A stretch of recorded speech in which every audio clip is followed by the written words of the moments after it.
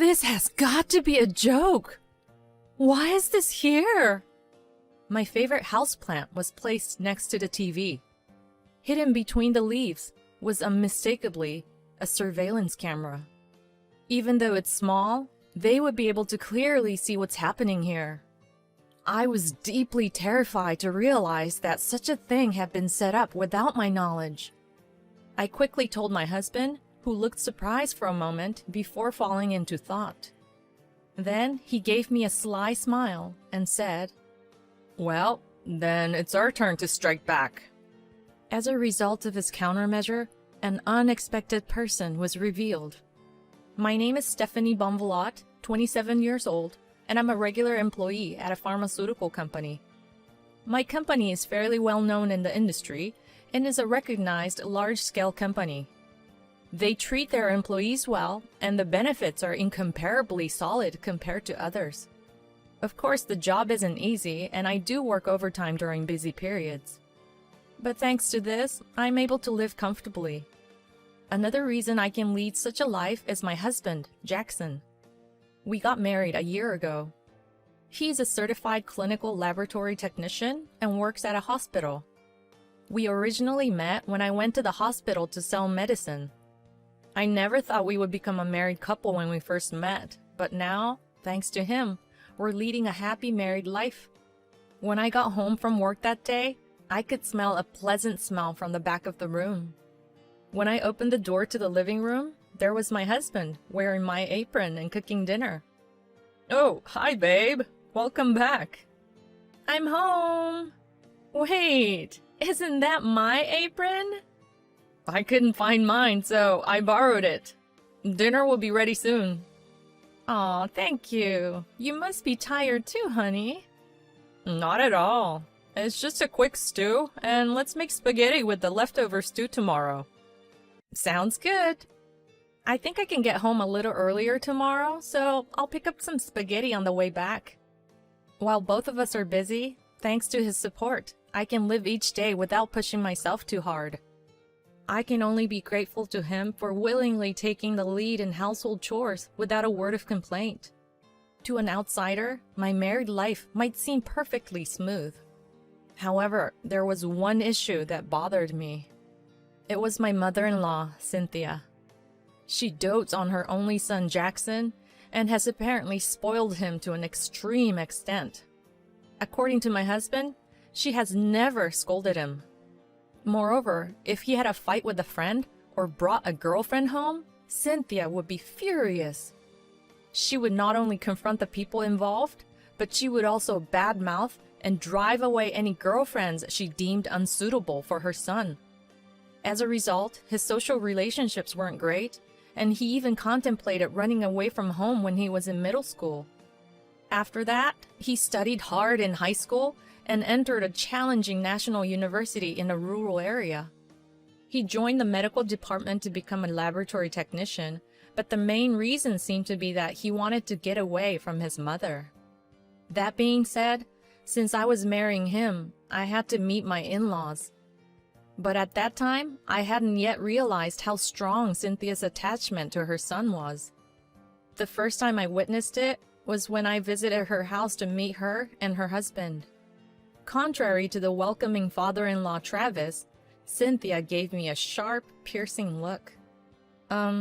Nice to meet you." She let out a big sigh upon hearing me speak. She then whispered to me, so as not to be heard by the joyous reunion of Jackson and his father. "Do you really think you can marry my son? He's highly educated and has a very good income. Yet, he's marrying someone ordinary like you, which is absolutely unacceptable. You must have coaxed him." I didn't do anything like that." "We'll see about that. I've heard that young women these days pretend to be pure-hearted, but are actually cunning." "I'm not like that. I just love him." I intended to clearly convey my feelings for her son, but apparently, saying that I loved him was a taboo phrase for her. As soon as I said it, she had a different look in her eyes and confronted me. Then, in a voice much lower than one would expect from her beautiful face, she said, "Stop it. You're just trying to get money from my son." "I'm not thinking about that at all. I'll make sure to tell him.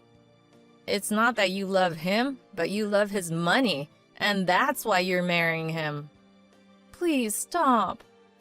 Overwhelmed by fear, I started crying. Jackson, who couldn't bear to see me cry, rushed over and glared at his mother. "Hey, what did you say to her, Mom?" "I didn't say anything. I just told her to be happy if she's getting married." "Then why is she crying?" "Maybe she's happy to be told such a thing by me, the mother of the man she loves." "Is that true, Stephanie?" When he asked me, I was at a loss for words. But I shouldn't provoke Cynthia any further. Reluctantly, I nodded slowly. "Yes, I'm sorry for suddenly bursting into tears." "Are you really okay?" "Yeah, I'm fine, thank you." "If you say so." He looked worried, but there was no way I could tell him the truth. No matter how badly he thinks of his mother, as an outsider, I can't criticize my mother-in-law. Besides, I wanted to settle this as peacefully as possible. If I don't tell him about it here, she won't harass me any further. I had convinced myself of that. Our house and my in-laws' house are about a 30-minute drive apart.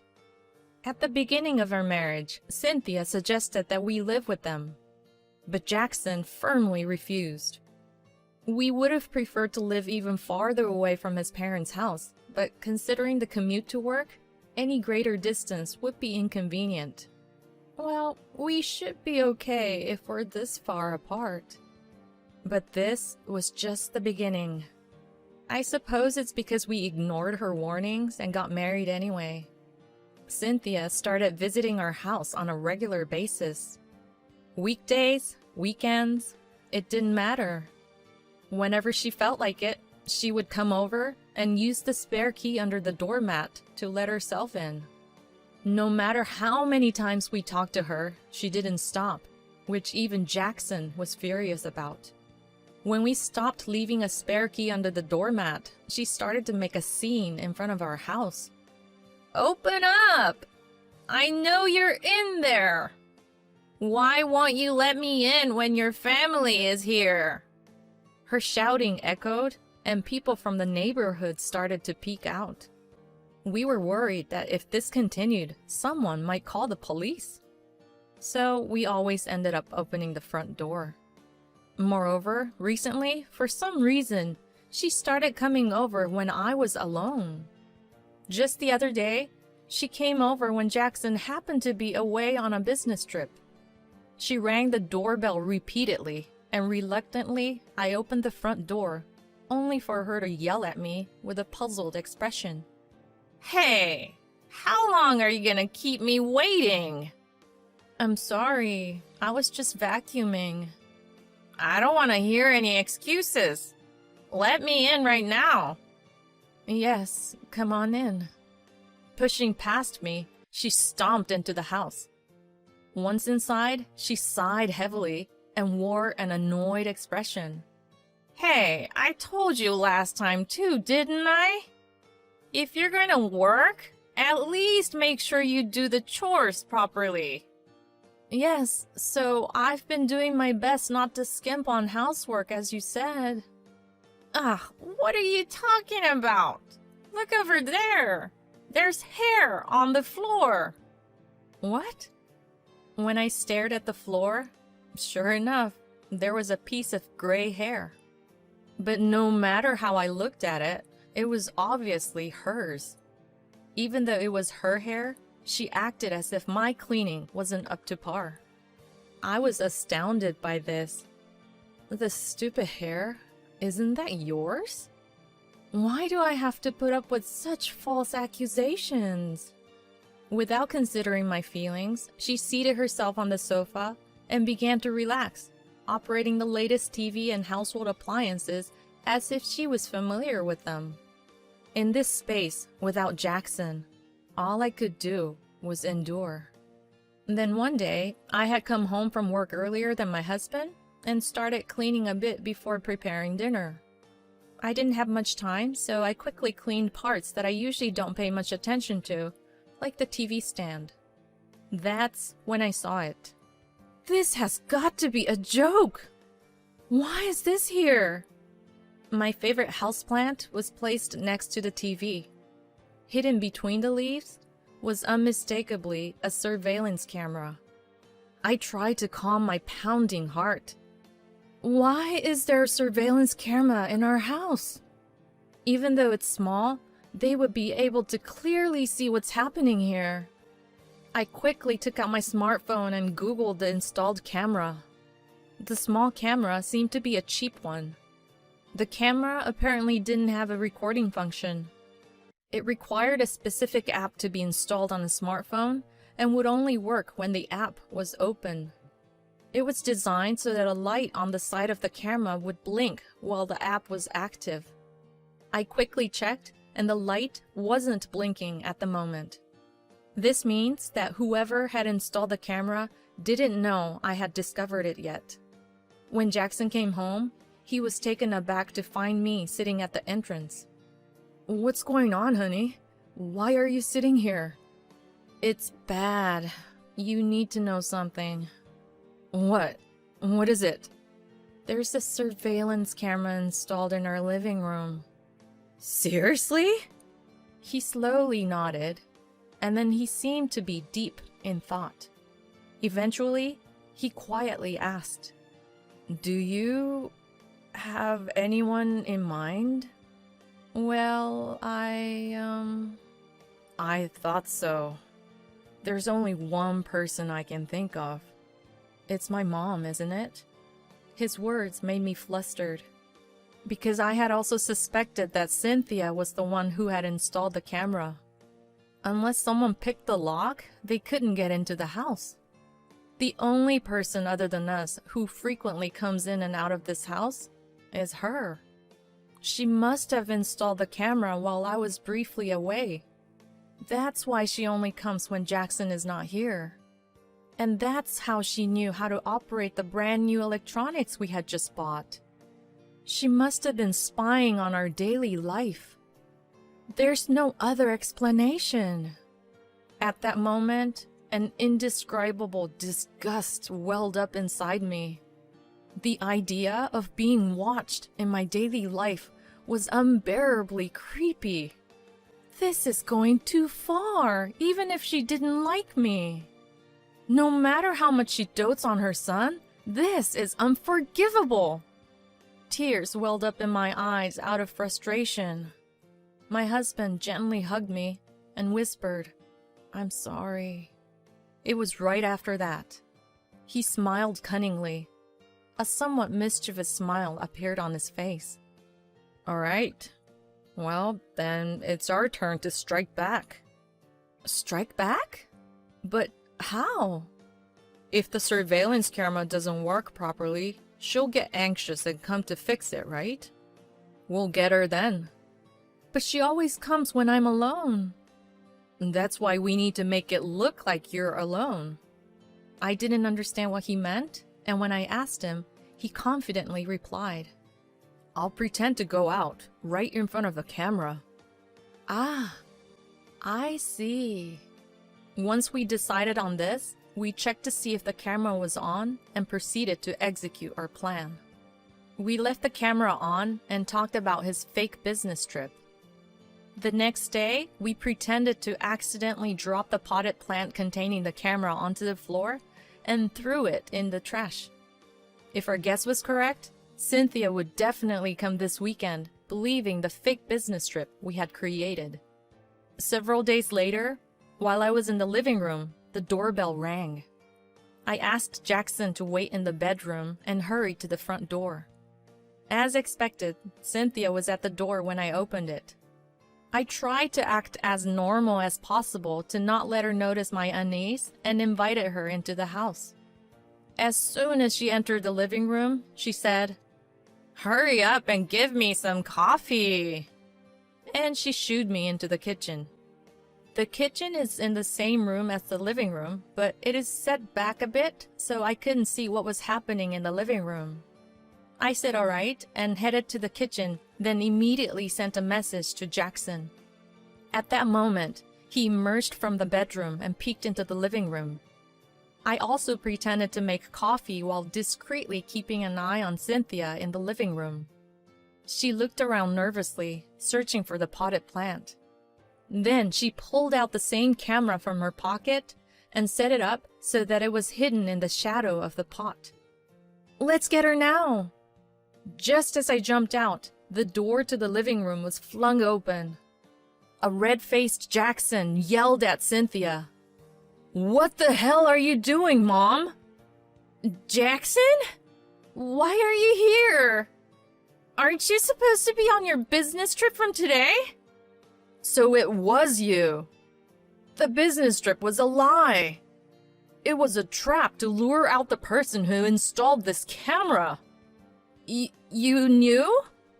"Of course. The only one who would do something this outrageous is you." "Outrageous?" She widened her eyes and began to tremble. The embarrassment of being caught by her son must have been too much. She glared at me and approached with an intense fury. "It's all your fault. You took my son away from me." "Took him away? All I wanted was to live happily with the man I love. I never thought of it as taking him." "Shut up! I don't give a shit about your feelings. He's disappointed and disgusted with me because of you." "But that's because of your actions, not mine. Don't blame me." You good for nothing." As she raised her hand with a red face, Jackson grabbed it and forcefully threw it off. "What are you doing?" He coldly replied to her scream. "Mom, no, I can't even call you my mom anymore. Enough is enough. If you lay a hand on my precious wife, be prepared for the consequences." "What are you saying?"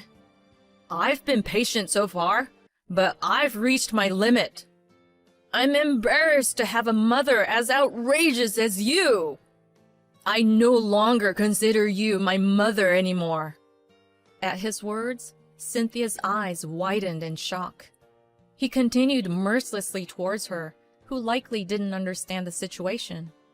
"There's no way I can consider a lowlife like you as my mother.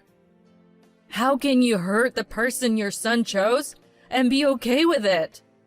I will never forgive you. And I will never acknowledge you as my mother, no matter what." Wait! Please wait, Jackson. "Get out!